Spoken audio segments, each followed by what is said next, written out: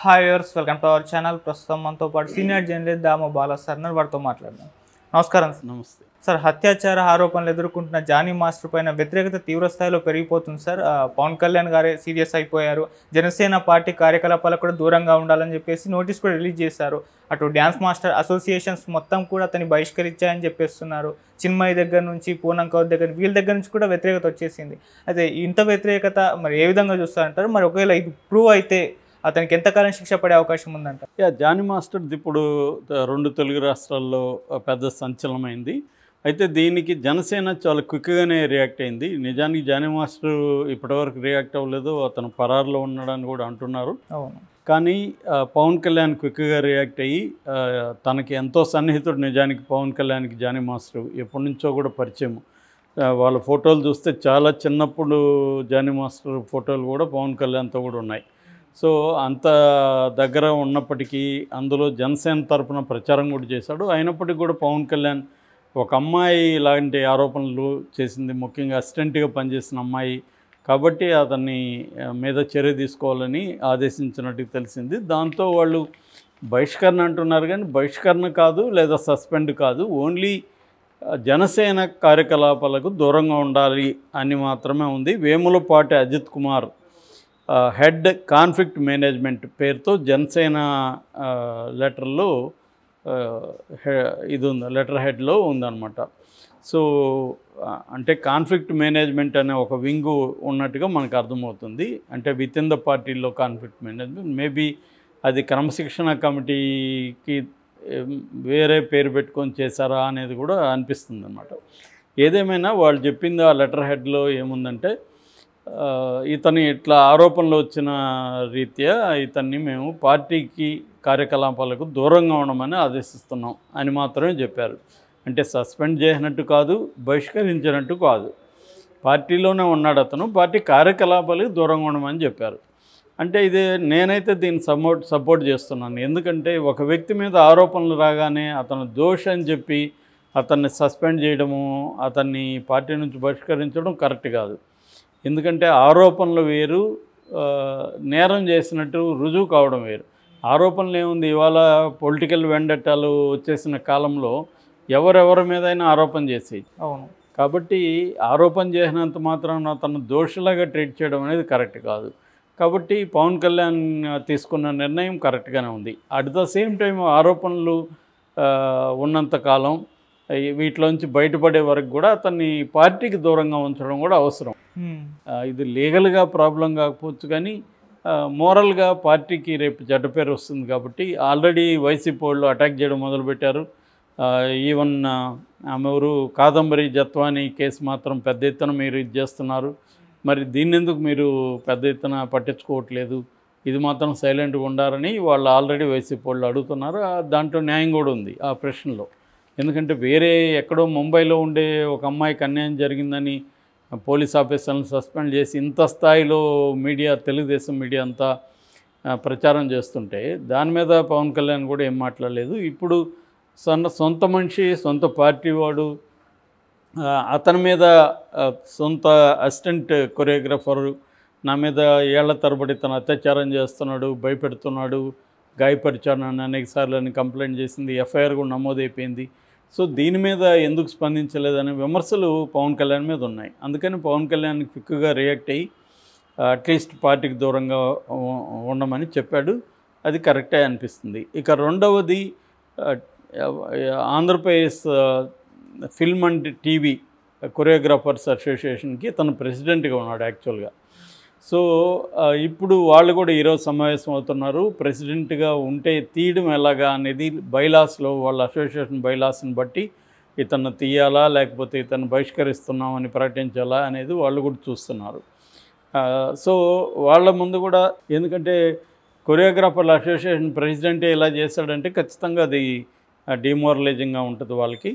So వాళ్ళు కూడా ఈరోజు నిర్ణయం తీసుకుంటున్నారు. మోస్ట్లీ అతన్ని తీసేసే అవకాశం ఉంది, అధ్యక్షుడి స్థానం నుంచి తీస్తున్నట్టుగా తీర్మానం చేసే అవకాశం అయితే ఉంది. ఇక మూడవది, AP film chamber of commerce తరపున దామోదర్ ప్రసాద్ ప్రకటించాడు. ఆయన ఏం చెప్తున్నా అంటే, దీన్ని మేము అంతర్గత లైంగిక వేధింపుల పరిష్కారం కమిటీకి దీన్ని ప్యానెల్ను, అంటే లైంగిక వేధింపుల పరిష్కారానికి సంబంధించి ఒక ప్యానెల్ ఏర్పడింది తెలుగు ఇండస్ట్రీలో, ఫిల్మ్ ఇండస్ట్రీ. ఎవరైనా ఎవరినైనా స్త్రీలను లైంగికంగా వేధిస్తుంటే ఆ ప్యానెల్ విచారణ చేస్తుంది. ఓకే. అంటే లీగల్ వ్యవహారం వేరు, కేసు పెట్టడం వేరు, ఇది వేరు. ఈ అమ్మాయి పేరు కూడా బయటకు వచ్చింది. ఎందుకు బయట మామూలుగా అయితే బాధితుల పేర్లు బయట లైంగిక కేసులు పెట్టద్దని సుప్రీంకోర్టు తీర్పు ఉంది. కానీ ఇక్కడ ఈ అమ్మాయి కూడా సెలబ్రిటీనే. ఈ అమ్మాయి కూడా ఒక సినిమాలో హీరోయిన్గా యాక్ట్ చేసింది, యథా రాజా తథా ప్రజ అని. సో అందువల్ల ఈ అమ్మాయి పేరు మొత్తం మీడియాలో ఆల్రెడీ బయటకు వచ్చింది. ఈ అమ్మాయి పేరు మధ్యప్రదేశ్ నుంచి 2017లో డీలో పాల్గొనింది. తర్వాత 2019 నుంచి తన దగ్గర అసిస్టెంట్ కొరియోగ్రఫర్గా ఉంది. 2019లోనే ఈ అమ్మాయిని బలవంతంగా అతను లైంగికంగా అత్యాచారం చేశాడనేది ఈ అమ్మాయి చెప్తుంది. అప్పటి నుంచి కూడా అత్యాచారం చేస్తున్నాడని. అత్యాచారం అంటే ఇక్కడ అర్థం, నాకు ఇంట్రెస్ట్ లేకపోయినా అతను నన్ను ప్రలోభపెట్టో భయపెట్టో చేస్తున్నాడు అనేది ప్రధానంగా. మామూలుగా సుదీర్ఘకాలం పాటు అత్యాచారం అంటే అర్థం అదే. అత్యాచారం అంటే రెగ్యులర్గా ఏదో ఫోర్స్ఫుల్గా కాదు, వాళ్ళని ఏదో భయపెట్టి నీకు కానీ నువ్వు కానీ నాతో ఇలాగా లేకపోతే నేను నీకు ఛాన్సులు లేకుండా చేస్తాను, ఇండస్ట్రీలో నుంచి తరిమిస్తానని చెప్పడం ఒకటి. రెండోది, నువ్వు నాతో ఉంటే నిన్ను కొరియోగ్రఫర్గా చేస్తాను, హీరోయిన్గా చేస్తానని కొన్ని ఫాల్స్ హామీలు ఇవ్వడం ఒకటి. ఈ రెండు కూడా చట్టరీత్యా నేరమే. సో అలా చేశాడనేది ఈ అమ్మాయి ఆరోపణ. సో అంటే కొట్టాడు, ఈ క్రమంలో తనకిష్టం లేనప్పుడు కొట్టాడు, వాళ్ళ భార్య కూడా ఆయేష కూడా కొట్టిందనేది కూడా ఆరోపణ. ఏదేమైనా ఈ ఆరోపణలు దృష్టిలో పెట్టుకొని, ఒకటి లైంగిక వేధింపుల పరిష్కార కమిటీకి ఇచ్చారు, రెండు ఐసీసీ అంటారు. ఐసీసీ అంటే ఇంటర్నల్ కంప్లైంట్స్ కమిటీ అని ప్రతి వర్క్ ప్లేస్లో కూడా ఉండాలి అనేది ఒక రూల్ ఉంది, మ్యాండేట్ ఉంది. సుప్రీంకోర్టు అనేకసార్లు చెప్పింది. సో అంతర్గత ఫిర్యాదుల కమిటీ అంటే విత్ ఇన్ దట్ దీంట్లో కమిటీ ఉంటుందన్నమాట.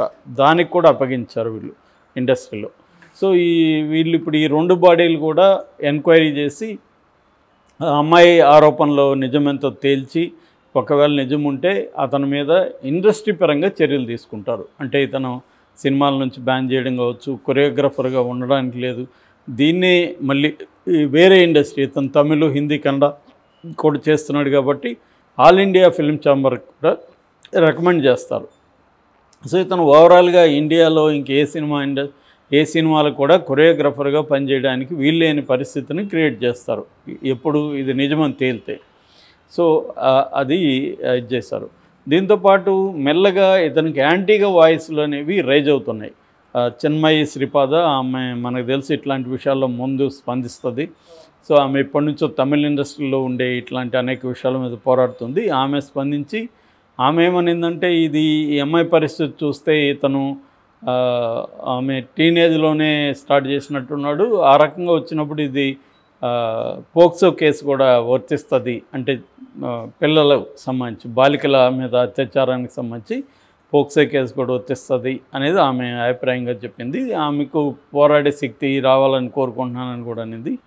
అట్లాగే మన ఎవరు పూనం కౌర్ అయితే అసలు ఇతన్ని ఇంకా జానీ మాస్టర్ అని పిలవడం ఆపేసేయండి, ఎందుకంటే మాస్టర్ అనే పదానికి అర్హుడు కాదు ఇతను, జానీ భాష అని మాత్రమే పిలవండి అనేది కూడా ఆమె ఇచ్చింది. ఆమె ఏంటంటే పవన్ కళ్యాణ్కి యాంటీగా ఎప్పుడు ఛాన్స్ వచ్చినా స్పందిస్తుంది, ఆ యాంగిల్లో స్పందించిందని మనం అనుకోవచ్చు. ఓకే. ఏదేమైనా ఓవరాల్గా అయితే ఇప్పటి వరకు ఇండస్ట్రీలో మిగతా హీరోయిన్లు కానీ టెక్నికల్గా పనిచేసే స్త్రీలు కానీ ఎవరు కూడా ఇప్పటివరకు అయితే స్పందించలేదు దీని పట్ల. ఎందుకంటే ఇప్పుడు ఇతనికి తమిళ సినిమాలో నేషనల్ అవార్డు వచ్చింది, ఇక్కడ కూడా అనేక సినిమాల్లో బుట్టబొమ్మ లాంటి సినిమా పాటలు చేశాడు. సో వాళ్ళెవరూ కూడా స్పందించట్లేదు. ఇతనికి నేషనల్ అవార్డు వచ్చినప్పుడు పొగిడిన వాళ్ళందరూ కూడా స్పందించట్లేదు. అలాగే జనసేనలో కూడా ఎవరు కూడా ఈవెన్ పవన్ కళ్యాణ్ స్టేట్మెంట్ ఇవ్వడం కానీ ట్వీట్ చేయడం కానీ ఏమీ చేయలేదు. ఓన్లీ ఇందాక చెప్పిన కాన్ఫ్లిక్ట్ రెజల్యూషన్ కమిటీకి సంబంధించిన వేములపాటి అజిత్ కుమార్ మాత్రం ప్రకటించాడు తప్ప పవన్ కళ్యాణ్ పర్సనల్గా ఒక ట్వీట్ చేయడం కానీ దీని మీద అభిప్రాయం చెప్పడం కానీ ఏమీ చేయలేదు. అతను సైలెంట్గానే ఉన్నాడు. ఓన్లీ ప్రొసీజరల్గా తమ పార్టీ వైపు నుంచి మాత్రమే దీని నుంచి చేసుకుంటున్నట్టు ఉంది. ఓవరాల్గా ఇంకో వైపు చూస్తే ఇతను పారిపోయాడు. సో అందుబాటులో మామూలుగా అయితే పోలీసులు ఈమె పెట్టిందైతే కేసు రాయదుర్గంలో, బట్ ఇతను ఉండేది నార్సింగ్లో కాబట్టి నార్సింగ్ పోలీస్ స్టేషన్కి వీళ్ళు అప్పగించారు. వాళ్ళు అరెస్ట్కి ట్రై చేస్తున్నారు. ఇతని మీద 376, 323, 506 3 సెక్షన్ల కింద కేసు పెట్టారు. అది కాకుండా ఈ 3 సెక్షన్లు అంటే 376 ఏమో రేపు, 323 ఏమో గాయాలు చేయడం, 506 ఏమో క్రిమినల్ ఇంటిమిడేషన్ అంటారు. క్రిమినల్ ఇంటిమిడేషన్ అంటే బెదిరింపులు. సో ఈ 3 కింద కేసు పెట్టారు. ఇందులో దీని తర్వాత పోష్ అనే ఒక చట్టాన్ని కూడా యాడ్ చేస్తారు. పోష్ అంటే ప్రివెన్షన్ ఆఫ్ సెక్సువల్ హరాస్మెంట్.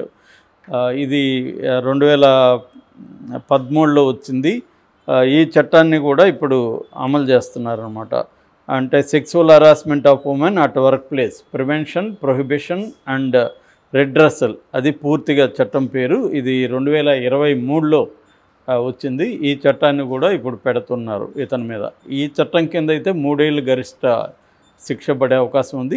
కానీ ఇతనికి 376 కానీ ప్రూవ్ అవుతాయి, అంటే రేపు ప్రూవ్ అయితే మాత్రం, ఇదేమో హరాస్మెంట్ కిందకు వస్తుంది. రేపు ప్రూవ్ అయితే మాత్రం, అంటే ఈ అమ్మాయికి ఇష్టం లేకుండా చేయడాన్ని రేపు అంటారు ఇప్పుడు. కానీ మరి ఇన్ని రోజులుగా, ఇన్నేళ్ళుగా రేపు ఎలా అనేది ప్రూవ్ చేయాల్సి ఉంటుంది. ఏదేమైనా అది కానీ ప్రూవ్ అయితే మాత్రం మినిమం 10 ఏళ్ల జైలు శిక్ష నుంచి లైఫ్ కూడా పడే అవకాశం ఉంది. సో ఇంకా పోక్సో కానీ అమలైతే మాత్రం ఒక్కొక్కసారి ఎక్స్ట్రీమ్ కేసుల్లో మరణశిక్ష కూడా పడే అవకాశాలు ఉన్నాయి. ఏదేమైనా ఇతను గట్టిగానే ఇరుక్కున్నట్టు కనిపిస్తుంది. దీని నుంచి